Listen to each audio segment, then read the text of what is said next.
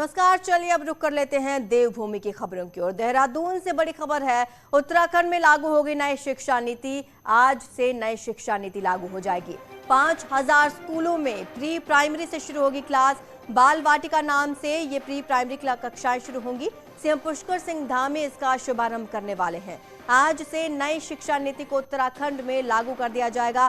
Pre primary से class शुरू की जाएगी। 5000 स्कूलों में ये क्लास शुरू होगी। आपको बता दें कि बाल वाटिका नाम से कक्षा शुरू की जाएगी। ऐसे में बच्चे भी उत्साहित है, साथ ही साथ अभिभावक और टीचर्स में भी उत्साह देखने को मिल रहा है। 5000 स्कूलों में ये नई शुरुआत हो रही है। सीएम धामी इसका शुभारंभ करेंगे। बाल वाटिका नाम से ये प्री प्राइमरी कक्षाएं शुरू की जाएंगी, जिसमें कई तरह की शिक्षा छोटे छोटे बच्चों को मुहैया कराई जाएगी। ज्यादा जानकारी हमारे संवाददाता सुनील नवप्रभात हमें देंगे। सुनील, बाल वाटिका में क्या कुछ खास रहने वाला है?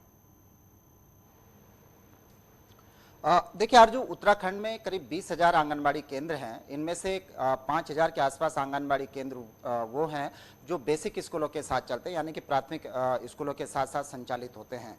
ऐसे स्कूलों में प्राइमरी तौर पर जो नई शिक्षा नीति है उसके तहत अभी तक आंगनबाड़ी केंद्र में 2 साल बच्चे रहते थे, लेकिन अब 1 साल और ऐड कर दिया गया है, यानी कि उसको बाल वाटिका नाम दिया गया है। और अब ऐसे 5000 स्कूलों में जो प्राथमिक शिक्षा के साथ प्राथमिक स्कूलों के साथ साथ अटैच हैं, उनमें आज से ये फर्स्ट फेज का ये चरण शुरू कर दिया जाएगा नई शिक्षा नीति के तहत। और इसके साथ ही उत्तराखंड पहला ऐसा राज्य हो जाएगा जो बाल वाटिका को इम्प्लीमेंट करने जा रहा है। एक कोशिश है और मकसद है कि जो बेस जो फाउंडेशन स्टेज है बच्चों की, उसको मजबूत किया जाए। अभी तक 10+2 का पैटर्न होता था कि यानी आप 10वीं में पहुंचे, उसके बाद अगले 2 साल आप 12वीं में पहुंचे, लेकिन अब नई शिक्षा नीति के तहत 5+3+3+4 का पैटर्न लागू कर दिया गया है, यानी कि कक्षा 2 तक पहुंचने तक आपको 5 साल लगेंगे, ताकि आपका जो फाउंडेशन है, जो बेस है, वो मजबूत हो सके। तीसरी से 5वीं तक आपको 3 साल लगेंगे और 6वीं से 8वीं तक आपको अगले 3 साल और 8वीं से 12वीं तक आपको 4 साल। तो पैटर्न को चेंज कर दिया गया है ताकि बच्चों का फाउंडेशन मजबूत हो सके। इसके लिए एससीईआरटी ने सिलेबस भी तैयार किया है जो बच्चों को पढ़ाएंगे। और प्रारंभिक तौर पर जो आंगनबाड़ी वर्कर्स हैं, जो अभी तक आंगनबाड़ी केंद्रों पर बच्चों का पोषण देखती थी, उनको पढ़ाती थी, वही अभी बाल वाटिका तक बच्चों को यहाँ पर पढ़ाएंगी। यानी कि पढ़ाई के साथ साथ अब एक्टिविटीज को भी शामिल किया जाएगा। आज उत्तराखंड में इसकी शुरुआत होने जा रही है। सीएम धामी कहाँ से इसकी शुरुआत करेंगे? देखिए, जो शिक्षा निदेशालय है वहां पर मुख्यमंत्री 1:15 बजे पहुंचेंगे, जहां वो नई शिक्षा नीति का आज से शुभारंभ करेंगे। जो बच्चे हैं उनको वहां पर पुस्तकों का वितरण भी होगा। और इसके साथ साथ प्रारंभिक शिक्षा निदेशालय का जो नवनिर्मित भवन है उसके लोकार्पण का भी कार्यक्रम है। इस मौके पर शिक्षा मंत्री धन सिंह रावत भी मौजूद रहेंगे, शिक्षा विभाग के तमाम अफसर मौजूद होंगे। इसके अलावा जो तमाम शिक्षाविद हैं उनको भी यहाँ पर आमंत्रित किया गया है। जी चलिए, शुक्रिया आपका सुनील इस तमाम जानकारी के लिए। हल्द्वानी के महिला अस्पताल की गेट पर डिलीवरी के मामले में अब कार्रवाई हुई। मंत्री धन सिंह रावत ने डॉक्टर और नर्सिंग ऑफिसर को सस्पेंड कर दिया है। इसके साथ ही खटीमा के चीफ मेडिकल सुपरिटेंडेंट से जवाब तलब किया गया है कि स्टाफ होते हुए दूसरे अस्पताल में रेफर क्यों किया गया था। डॉक्टर और नर्सिंग ऑफिसर को सस्पेंड किया गया है, साथ ही जवाब भी तलब किया गया है। आपको बता दें, अस्पताल के गेट पर ही डिलीवरी हुई थी और इस मामले में अब कार्रवाई की गई है। दूसरे अस्पताल के लिए रेफर कर दिया गया था उस हॉस्पिटल से। आपको बता दें, अब जवाब ये मांगा गया है कि दूसरे अस्पताल रेफर क्यों किया गया। ज्यादा जानकारी हमारे संवाददाता दीपांकर भट्ट हमें देंगे। दीपांकर, पहले तो ये पूरा मामला बताएं और अब क्या क्या कार्रवाई हुई ये भी अपडेट बताएं। बिल्कुल, ये मामला अब से कुछ दिन पहले का है, जब हल्द्वानी में खटीमा से रेफर की गई एक प्रेग्नेंट महिला पहुंची, लेकिन अस्पताल के गेट पर रात का ये मामला है और वो डिलीवरी अस्पताल के गेट पर हुई। काफी गंभीर मामला था और हल्द्वानी ये महिला हॉस्पिटल का मामला है। तो उसके बाद इस पूरे केस में मंत्री धन सिंह रावत ने जांच के आदेश दिए थे, जिसमें 4 सदस्यीय कमेटी ने जांच की और जांच में ये बात पाई गई कि डॉक्टर और नर्सिंग ऑफिसर हल्द्वानी महिला हॉस्पिटल की दोनों की गलती इसमें और उनका दोष इसमें साबित हुआ। इसके बाद दोनों को सस्पेंड किया गया है। इसके अलावा खटीमा हॉस्पिटल, जहां से इन्हें रेफर किया गया था इस महिला को, वहां पर पूरी सुविधाएं थी अस्पताल में, लेकिन सुविधाएं होने के बावजूद दूसरे अस्पताल में रात को रेफर किया गया। इसको लेकर वहां के सीएमएस से भी जवाब तलब किया गया है और स्वास्थ्य मंत्री धन सिंह रावत उनका ये कहना है कि कहीं पर भी इस तरह की गलती बर्दाश्त नहीं की जाएगी और स्वास्थ्य सुविधाओं को ठीक किया जाए सभी जगहों पर, और कहीं पर भी अगर इस तरह शिकायत मिलेगी तो आगे भी कार्रवाई होगी। जी। ले शुक्रिया आपका इस तमाम जानकारी के लिए दीपांकर। कांग्रेस में एक और बवाल के बादल मंडराते हुए नजर आ रहे हैं। हरक सिंह रावत जो कि चुनाव से ठीक पहले कांग्रेस में आए, वो इस नए बवाल के लिए नजर आ रहे हैं। सोमवार को देहरादून में हरक सिंह रावत के घर पर मीटिंग हुई जिसमें प्रीतम सिंह और कापड़ी भी शामिल हुए, जिसके बाद हरक सिंह रावत ने कांग्रेस पार्टी पर भी सवाल खड़े किए और कहा कि ऐसा कमजोर विपक्ष उन्होंने कभी नहीं देखा। और यहां तक कि पूर्व प्रदेश अध्यक्ष और पूर्व नेता प्रतिपक्ष प्रीतम सिंह ने भी हरक सिंह की हां में हां मिलाई और उनकी बातों का समर्थन किया, जिसके बाद अब कांग्रेस में नए विवाद की आहट नजर आ रही है। सवाल तो ये भी उठने लगा है कि हरक सिंह कुछ बड़ा कर सकते हैं।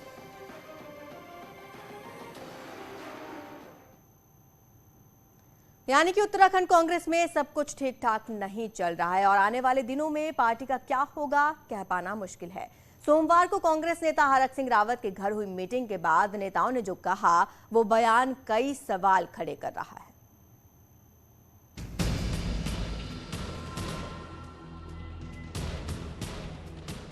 बरसात के मौसम में बेवक्त हुई कांग्रेस नेताओं की छोटी सी मीटिंग ने बड़ी हलचल मचा दी है।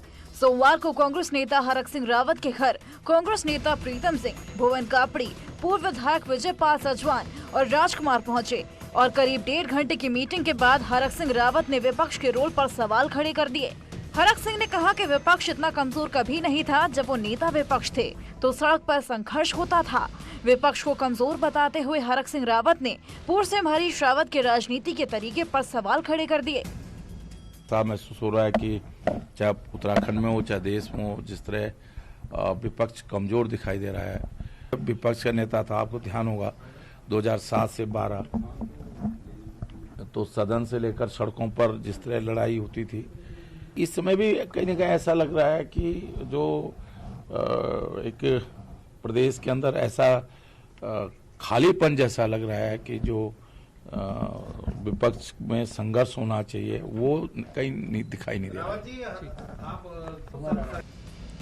हरक सिंह रावत ने जो सवाल खड़े किए और पार्टी के भविष्य पर चिंता जताई, उसे पूर्व प्रदेश अध्यक्ष, नेता विपक्ष और मौजूदा विधायक प्रीतम सिंह ने सही बताया।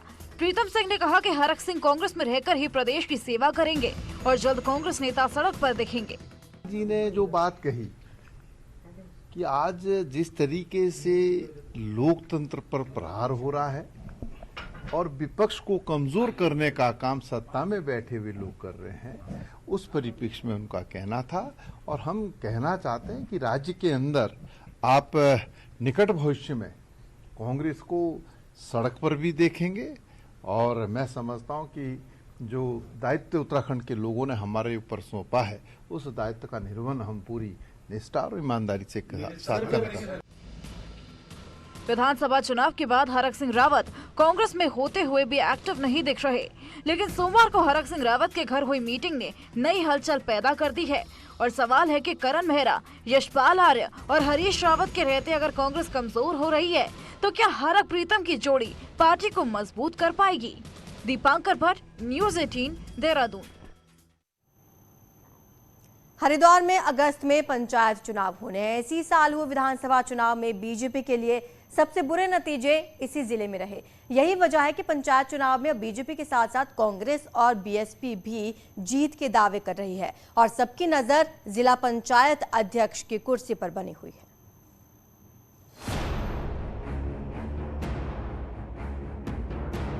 ग्यारह विधानसभा सीटों वाले हरिद्वार जिले में जिला पंचायत के कुल 44 सदस्य चुने जाएंगे, लेकिन अगस्त में होने वाले पंचायत चुनाव बीजेपी के लिए अग्नि परीक्षा से कम नहीं लग रहे।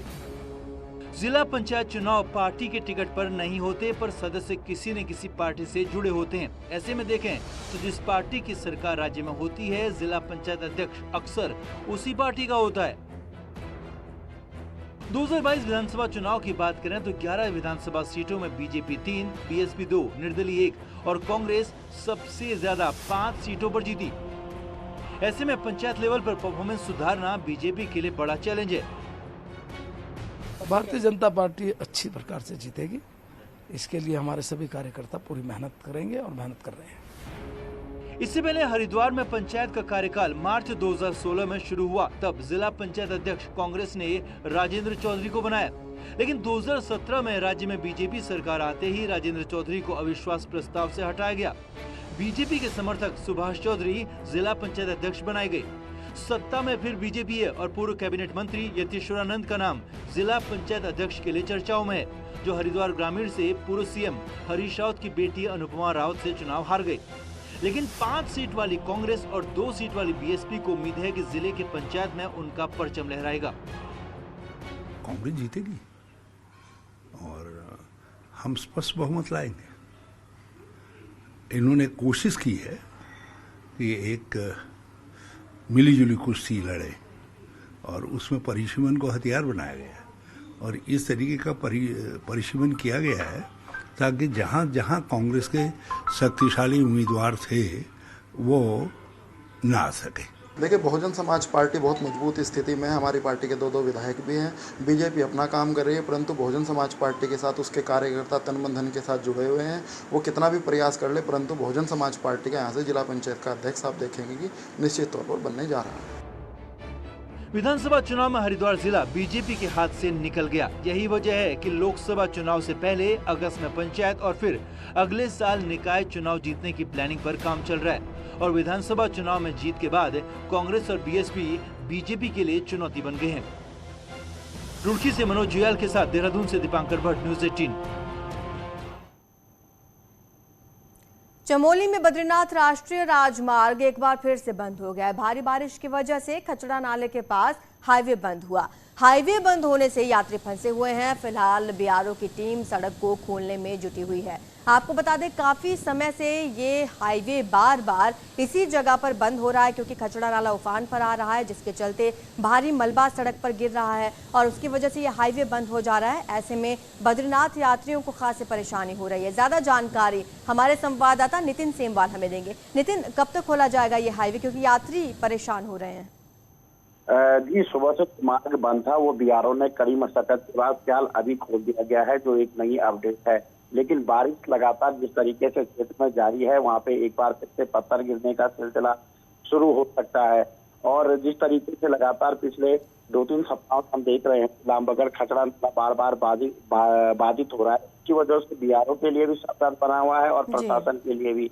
हालांकि अभी मार्ग सुचारू है, लेकिन बीआरओ के अधिकारियों का कहना है कि अगर बारिश होती है तो एक बार फिर से मार्ग बंद हो सकता है। जी चलिए, शुक्रिया आपका नितिन इस तमाम जानकारी के लिए। ऋषिकेश बद्रीनाथ राष्ट्रीय राजमार्ग एक बार फिर सिरोबगढ़ में पहाड़ी से पत्थर गिरने के कारण बंद हो गया। सुबह करीब 6:20 पर बारिश के कारण पहाड़ी से पत्थर गिरना शुरू हो गए और राष्ट्रीय राजमार्ग बंद हो गया। वहीं क्षेत्र में लगातार बारिश हो रही है, ऐसे में मार्ग को जल्द खोलने में कठिनाई भी हो रही है। इसके साथ ही मयाली घनसाली मोटर मार्ग बीते कई दिनों से पुल टूटने के कारण बंद पड़ा हुआ है। ऐसे उत्तराखंड में कई सड़कें हैं जिनका संपर्क टूट चुका है, जिनकी वजह से वो बंद है। यात्रियों को आवाजाही में परेशानी हो रही है। ज्यादा जानकारी हमारे संवाददाता शैलेंद्र सिंह रावत हमें देंगे। शैलेंद्र, कितना वक्त लगेगा ये मार्ग ठीक करने में?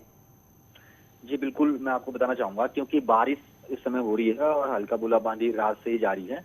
ऐसे में जो है पत्थर जो है सिरोबगढ़ में लगातार ऊपर से गिरे हैं, जिसके कारण ऋषिकेश बद्रीनाथ जो हाईवे है वो यहाँ सिरोबगढ़ में बंद हुआ है।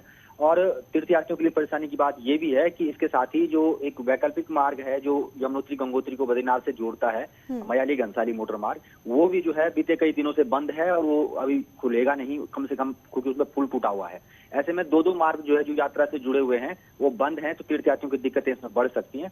हालांकि वहाँ पे सिरोबगढ़ में मार्ग खोलने के प्रयास जारी हैं और प्रशासन का ये कहना है कि जैसे ही जो है बारिश जो है बंद होती है और मार्ग खोल दिया जाएगा तो आवागमन शुरू हो जाएगा। शुक्रिया आपका इस तमाम जानकारी के लिए।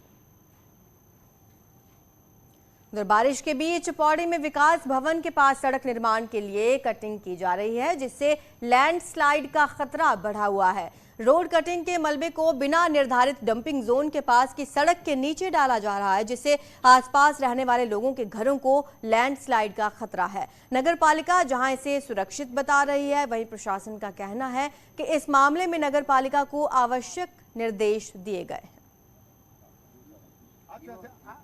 इसमें जो विकास भवन के नीचे सड़क का निर्माण हो रहा है वो आवश्यक भी है और साथ में नगर पालिका का प्रपोजल बनाया भी था, तो उसी प्रपोजल क्रम में स्वीकृति के बाद वो काम कर रहे हैं। हाँ, ये जरूर हुआ कि उसमें थोड़ा कटान हुआ है, तो उसके लिए नगर पालिका उसको अपने एस्टीमेट में डाल के पुख्ता और जो भी सुरक्षात्मक कार्य होंगे उसको वो पूरा करेंगे।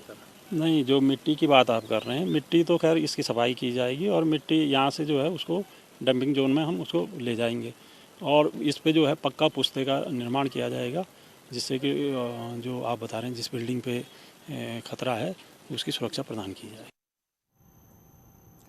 अल्मोड़ा जिले के चौखुटिया के तड़ाकताल के पास नदी में सालों से पुल का निर्माण अधर में ही लटका हुआ है, जिसकी वजह से स्कूली बच्चे अपनी जान जोखिम में डालकर पुल को पार कर रहे हैं। ऐसे में निर्माणाधीन पुल से ऐसे आना जाना हादसे का सबब बन सकता है।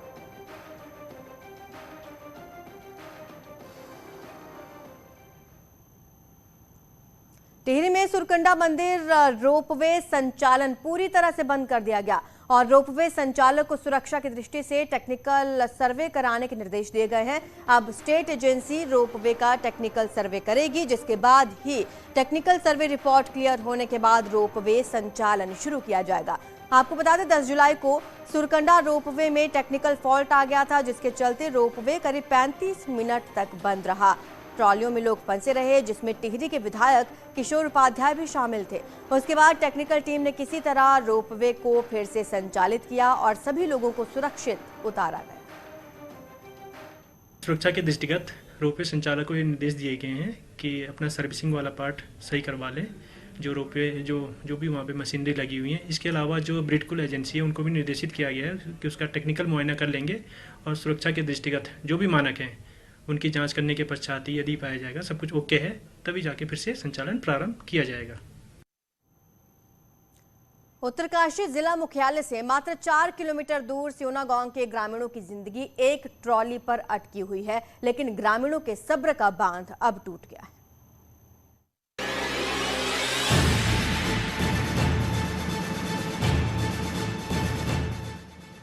इस ट्रॉली को देखिए और इसमें लगी रस्सियों को देखिए जो पूरी तरह से घिस चुकी हैं। लेकिन ये ट्रॉली ही इन ग्रामीणों के लिए संकट मोचक की भूमिका निभा रही है। ये ट्रॉली ही सियोना गांव के लोगों को उत्तरकाशी जिला मुख्यालय से जोड़ती है। ये सफर हर रोज का है। सबसे ज्यादा मुश्किल तो स्कूली बच्चों को होती है। एक तो घिसी पिटी रस्सियां और उनके सहारे उफनती भागीरथी नदी को पार करना और फिर वापस इसी के सहारे लौटना। पुल की मांग करते करते ग्रामीण भी अब थक चुके हैं। सर ने लगाया भी था पर ये एक बार लगाया देखा भी नहीं। इसके बाद ट्रॉली कैसी चल रही है, रस्सी भी ढीली हो रही, बहुत इसमें बहुत 1-2 के तो हाथ भी कट रखे इसमें। तो अब यहाँ से छोड़ते नीचे खतरे से जाते हो पानी में, इतने पानी में जाते हैं नीचे से। इससे खतरा भी रहता है। खतरे भी रहते हैं। रोज रोज की समस्या से तंग आकर आखिरकार ग्रामीणों का गुस्सा फूट पड़ा और ग्रामीण अपने बच्चों के साथ डीएम के दफ्तर पहुंच गए और कम से कम इलेक्ट्रॉनिक ट्रॉली लगाने की मांग कर दी। डीएम ने भी इस मौके पर अधिकारियों को जाने के निर्देश दिए। हमें बहुत प्रॉब्लम होती है। उन्होंने मतलब एक ट्रॉली लगाई है जिसको हाथ से खींचना पड़ रहा है और उन्होंने मतलब पहले कहा था कि वो इलेक्ट्रॉनिक ट्रॉली लगाएंगे, बट उन्होंने लगाई नहीं है। पार करने के लिए उसकी रस्सियां क्षतिग्रस्त हो गई हैं और संज्ञान में आते ही तत्काल विभाग को बताया गया है। लोक निर्माण विभाग के अधिकारी वहाँ पे निरीक्षण भी करने गए और वहाँ पे वो क्षतिग्रस्त जो रस्सियां हैं और ट्रॉली की मरम्मत कार्य भी कर रहे हैं। उम्मीद है आज नहीं तो अधिकतम कल तक वो सुचारू हो जाएगी। एक तो मानसून सीजन चल रहा है, नदी नाले वैसे ही उफान पर है, ऊपर से ग्रामीणों को जानलेवा ट्रॉली से सफर करना पड़ रहा है। पुल कब बनेगा या नहीं बनेगा ये भी नहीं मालूम। आखिर इस आस में कब तक ग्रामीण जीते रहेंगे। न्यूज़ 18 के लिए उत्तरकाशी से बलबीर परमार की रिपोर्ट। हरिद्वार में बकरीद के बाद ज्वालापुर का कस्बा बांध नाला लाल रंग में नजर आया। मानसून के इस मौसम में कस्बा बांध नाले की सारी गंदगी गंग नहर में जाती है। बकरीद के अगले दिन कस्बा बांध नाले में खून और कुर्बानी के अवशेष देखकर गंगा प्रेमियों और संतों में जबरदस्त नाराजगी देखने को मिली। लाल नाले का वीडियो वायरल होने के बाद पुलिस और प्रशासन की आलोचना हो रही है। जिला प्रशासन और पुलिस की रोक के बावजूद ये लापरवाही हुई है। दरअसल हाईकोर्ट के आदेश के बाद जिला प्रशासन और पुलिस ने मुस्लिम समाज से कुर्बानी को लेकर अपील भी की थी कि कुर्बानी के बाद अवशेषों को पहले से निर्धारित गड्ढों में नष्ट किया जाए। बावजूद इसके नालों में ये बहते हुए नजर आए, जिसके बाद पुलिस ने खानापूर्ति करते हुए खुले में पशु कटान कर रहे एक व्यक्ति को गिरफ्तार किया।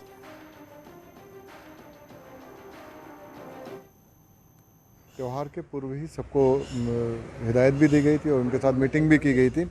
मीटिंग के बाद सभी लोगों ने सहमत व्यक्त की थी कि ओपन में कुछ भी कार्य नहीं किया जाएगा। और आज एक वीडियो वायरल हुई है जिसमें कुछ आपत्तिजनक ब्लड्स वगैरह बहते हुए नजर आए, तो उसमें फिर पुलिस द्वारा निरोधात्मक कार्रवाई की गई है। लाइसेंस के जो लोग कसाई खाना चला रहे हैं उन पे तो बहुत बड़ी प्रतिक्रिया होनी चाहिए और उनका विरोध होना चाहिए, उन पे कार्रवाई होनी चाहिए। और चलिए अब देख लेते हैं देवभूमि की 10 बड़ी खबरें फटाफट अंदाज में। रुद्रपुर के गुलर भोज की ककरारा नहर में दोस्तों के साथ नहा रहा युवक पानी में डूबा, पुलिस ने युवक का शव बरामद किया। राष्ट्रीय मुस्लिम मंच के संयोजक और आरएसएस नेता इंद्रेश कुमार रुड़की पहुंचे। इस दौरान उन्होंने कहा कि कुछ लोग देश का माहौल खराब करने का काम कर रहे हैं। बागेश्वर के कपकोट के ग्रामीणों ने Uttar Bharat hydro power project company के गेट पर धरना दिया, जल्द सुरंग ठीक कराने की मांग। बागेश्वर में कांग्रेस कार्यकर्ताओं ने महंगाई को लेकर केंद्र सरकार के खिलाफ प्रदर्शन किया। बीजेपी सरकार को महंगाई रोकने में नाकामयाब बताया। रामनगर में लगातार बिजली कटौती को लेकर कांग्रेस ने किया प्रदर्शन, कार्यकर्ताओं ने बिजली ऑफिस कूच किया, बिजली कटौती का विरोध जताया।